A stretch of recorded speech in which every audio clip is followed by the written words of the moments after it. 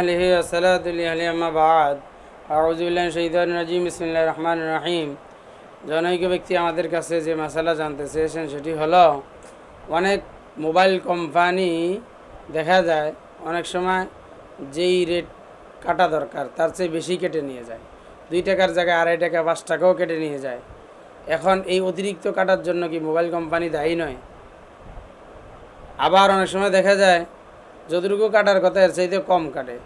আর যদি কম কাটে তাহলে এটা কি আমি কোম্পানিকে জানানো এটা আমার দায়িত্ব কিনা, বা না জানালে আমি প্রশ্নের সম্মুখীন হব কিনা? প্রশ্নকৃত মাসালার উত্তর হলো, মোবাইল কোম্পানি অবশ্যই এই বিষয়গুলো লক্ষ্য রাখা যে এই গ্রাহকদের টাকাগুলো যথাযথভাবে কাটা হয় কিনা বা কম বেশি কাটা হয় কিনা, এগুলো তাদের লক্ষণীয় বিষয়। কারণ বেশি নেওয়া এটাও ঠিক নয়। যদি বেশি কেটে নেওয়া হয় তাহলে তারা চেক দিয়ে পুনরায় ওই টাকাগুলো তাদের ব্যালেন্সে ফিরিয়ে দেওয়া অবশ্য কর্তব্য।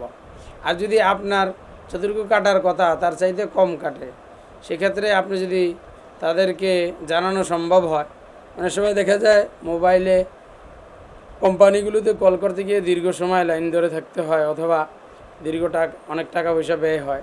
যদি এরকম সমস্যা হয়, আপনি জানাইতে আপনার জন্য টাকা খরচ বেশি হয়, এটাও কোম্পানি নাও দেয়, তাহলে আপনি কম কাটলে এর জন্য আপনি দায়ী থাকবেন না।